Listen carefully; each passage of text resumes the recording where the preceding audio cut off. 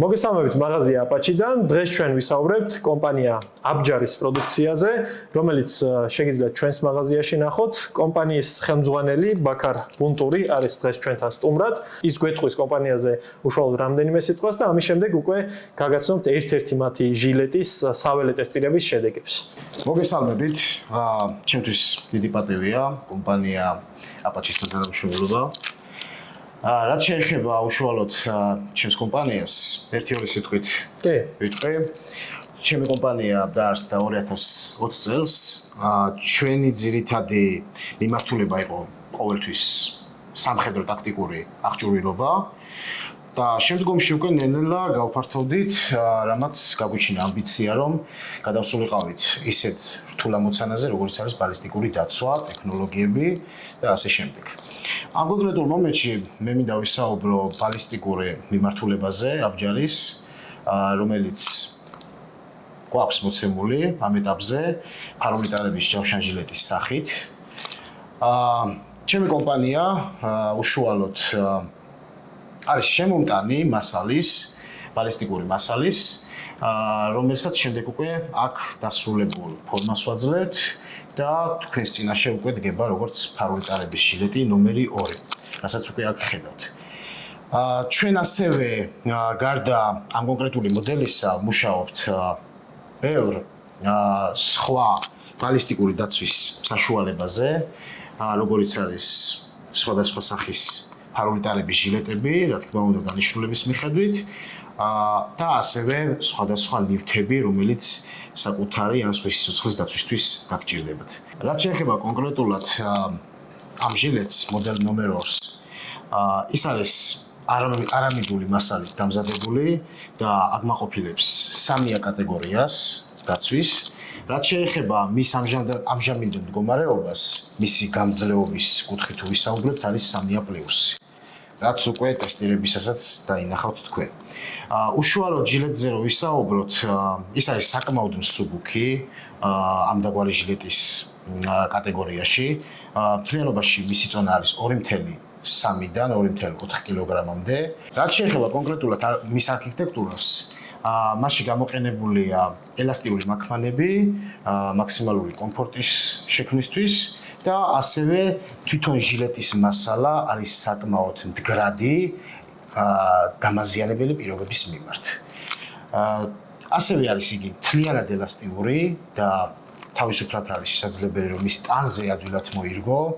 არ აქვს სიხისტე და აქედან გამომდინარე ის დისკომფორტს არ ქმნის ამ კუთხით. რაც ჩამოთვალე შენ იდეაში ფარულიტარების ჟილეტისთვის ეგ ყველა მნიშვნელოვანი ელემენტია, ასე ვთქვათ, და რაც შეეხება ხა უშუალოდ ბალისტიკურ დაცვას, ჩვენ მოგვეცა საშუალება რომ ველზე გაგვეტანა, გვესროლა სხვადასხვა კალიბრის პისტოლეტები, ვინც არიცით, ანუ ბალისტიკური დაცვა და ამ შემთხვევაში ეს არამიდული მასალები გამოიყენება ძირითადად პისტოლეტის ვაზნების შესაჩერებლად და შესაბამისად შაშხანაზე გათვლილი ის არ არის, იმიტომ რომ შაშხანაზე უკვე საჭიროა მყარი ფილების გამოყენება, კერამიკის, სხვადასხვა სახეობის. ჩვენ ვესროლით სხვადასხვა კალიბრის პისტოლეტის ვაზნები და ბოლოს ესე ვთქვათ ინტერესისთვის ვესროლეთ 12 კალიბრის კარტეჩიც და დანითაც ვცადეთ ამ ჟილეტის გაჭრა.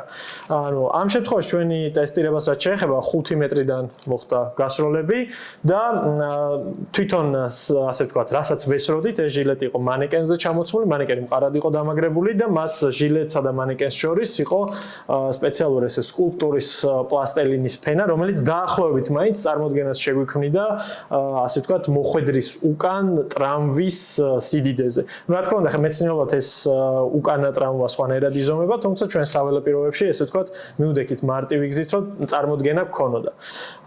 პირველი რაც ვესროლეთ იყო მაკაროვის 9-18-ზე პისტოლეტი 5 მეტრიდან, ვესროლეთ ეგრეთ წოდებული სამხედრო ვაზნა, რომელსაც ფოლადის გულარი აქვს, ანუ რეალურად სამხედრო ვაზნა არ არის, მაგრამ ფოლადის გულარი აქვს და ჩვეულებრივად თავის დროზე პოლიცია იყენებდა მას. გარდა ამისა, შემდეგი იარაღები რაც ვესროლეთ იყო 45 კალიბრის და ვესროლეთ ასევე Glock 19-დან 9-19-ზე ვაზნები. ანუ ეს არის ასე ვთქვათ ყველაზე მეტად გამოყენებადი კალიბრები და რაც ყველასთვის საინტერესო და მნიშვნელოვანია, ვესროლეთ TTS 762-25-ზე კალიბრის ვაზნა, რომელიც ზოგადად ითვლება, რომ ერთ-ერთი მტერი არის ამ რბილი დაცვის ჟილეტების დამატებისა, თავისი მაღალი სიჩქარიდან გამომდინარე და გამომდინარე ასევე ტყვის კონსტრუქციიდან გამომდინარე. ჩვენ შემთხვევაში ვესწავლეთ სელირბელოს არაფოლადის გულარიანი ვაზნა და ეს 4 რაც ჩამოთვალეთ, წარმატებით ამ ჟილეტმა გააჩერა, მაგას უკვე ზედნადებ კადრებზე ვნახავთ.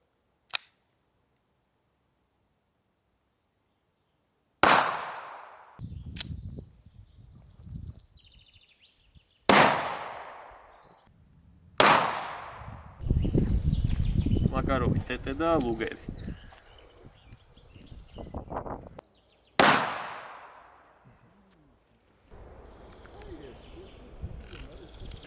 და ყველაზე ბოლოსკენ, ასე ვთქვათ, ბონუსად ვესწავლეთ ეგრეთ წოდებული 5.7-ის FN-ის 5.7 პისტოლეტი, სადაც 3 სხვადასხვა სახეობის ვაზნა ვესწავლეთ, სტანდარტული FMG იყო, შპეერის გოლდოტი და კიდევ ერთი დამატებითი ვაზნა, რომელიც ქვედა მიმართულებაზე ვესწავლეთ 3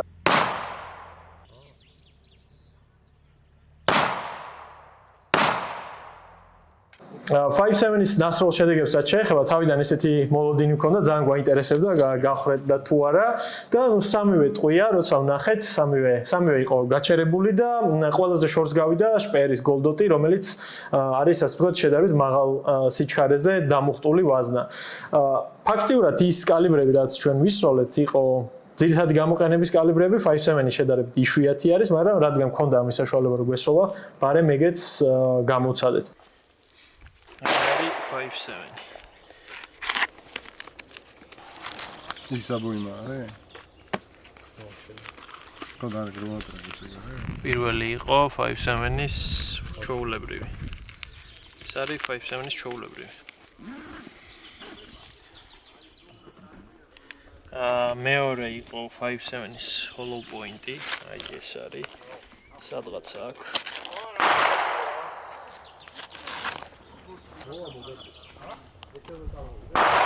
და ეს არის 5.7-ის hollow point-ი.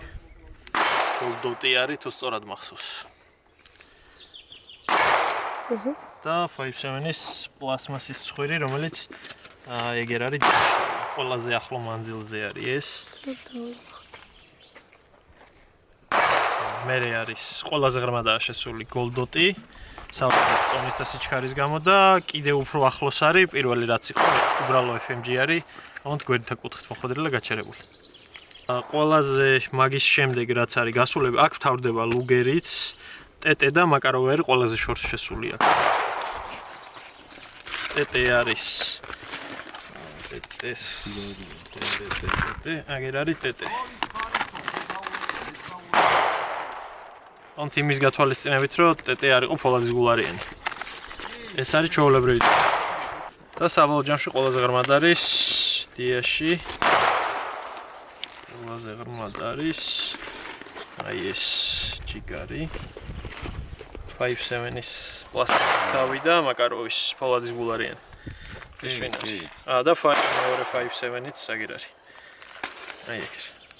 ნუ ამ ეტაპზე ხა ჩვენი უხეში საველე ტესტირებიდან რაც შეგვიძლია ვთქვათ და პლუს ის უკანა მხარეს ასე ვთქვათ პლასტელინის კვალიცაც რომ დავაკვირდეთ, რავი ძალიან მარტივად გააჩერა. მე როცა ჩვენ ამ შრეების დათვლა დავიწყეთ, აღმოჩნდა რომ ყველაზე შორს შესული ვაზნა იყო მე-13 ფენაში გაჩერებული, რაც ლამის მე-13-აც არ წარმოადგენს თვითონ ამ ჟილეტის სისქისა. გარდა ამისა, უკანა მხარეს ამ ჟილეტს სპეციალური ბამპერი აქვს, ბამპერი, ანუ ასე ვთქვათ, ამორტიზაციისთვის და როცა ამ ყველაფერს მოვჭით და ჩვენი ძირითადი პასუხი მივიღეთ, რაც ჩვენ ძალიან გაინტერესებდა და მნიშვნელოვანი იყო, ვესროლეთ მე 12 კალიბრის გარტეჩი უკანა მხარეს და რა თქმა უნდა, გახვრეტით ვერ გახვრიტა, თუმცა ასე ვთქვათ, უკანა მხარის ტრამვა იყო ძალიან სერიოზული და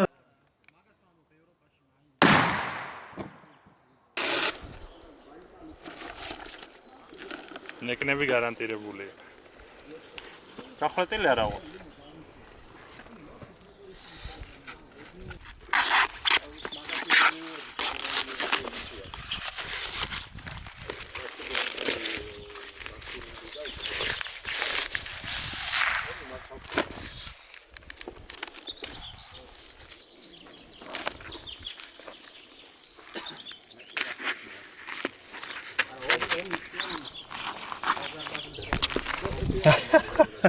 ნახე რა ლამაზი კადრი.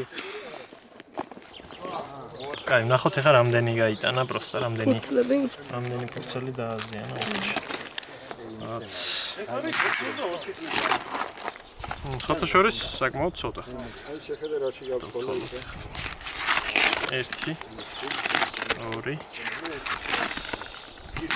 3 რეალურად 3 არის გახლდით. ხო 12 კალიბრის მერე დავინტერესდით რომ აბა დანაც დაგვერტყა, იმიტომ რომ ზოგადად ფარული ტარების ჟილეტებს ძირითადად ისეთი მომხმარებელი ყავს, რომელსაც დანაც და ცეცხლსროლი იარაღიც გასათვალისწინებელია და აი თავიდან შედარებით ნაკლები ინერციით მოქნევაზე, ნუ ვერ გავხრიტეთ, მერე ძალიან მოვინდომე და კი გავხრიტეთ, თუმცა რეალურად რავი რამდენიმე მილიმეტრით გამოვიდა, ალბათ თან დავარტყით ჩვენ დაგერის ტიპის დანა, რომელსაც ეს ორივე მხარე, ასე ვთქვათ, წვეტიანი აქვს. ანუ თამარ შეიძლება ითქვას, რომ სტანდარტულ პისტოლეტის კალიბრებს ყველაფერს აჩერებს, რის საშუალებაც ქონდა ვესროლეთ, არასტანდარტულს 5.7-ის ტყვიებსაც აჩერებს და გარდა ამისა, დანის შემთხვევაშიც დაცულები ვართ. ხო, რაც შეეხება ხა შენს კომპანიას, ანუ და იმ ხალხს, ვისაც სურვილი აქვს, რომ შეიძინოს ეს შილეტები, სად გიპოვონ, სად მოგმართონ და ესეთი ბუკლეტი მოყვება ასევე შენს პროდუქციას, სადაც დეტალურად არის აღწერილი ყველაფერი და პრინციპში ჩვენ დავადასტურეთ ამ ტესტირებით, რომ რაც აქ წერია, რეალურადაც ასეა. ნამდვილად. ნამდვილად საინტერესო კითხვაა. მინდა გითხრათ, რომ ჩვენ აბსოლუტურად ყველა სოციალურ არხზე ოპერირებთ. ეს იქნება Facebook-ი, Instagram-ი, TikTok-ი. გარდა ამისა, ჩვენ გვაქვს ჩვენი ოფიციალური ვებგვერდი, abjari.g, სადაც შეგიძლიათ შემოხვიდეთ და შეუკვეთოთ თქვენთვის სასურველი ბალისტიკური თუ არა ბალისტიკური პროდუქცია. კი ბატონო, მადლობა ვაქარ. რაც შეეხება ჩვენს შემდგომ ვიდეოებს, თვალიადევნეთ ჩვენს არხს, იმიტომ რომ მომავალში საინტერესო ორი პისტოლეტის განხილვა გვაქვს, ასე რომ მომავალ შეხვედრამდე.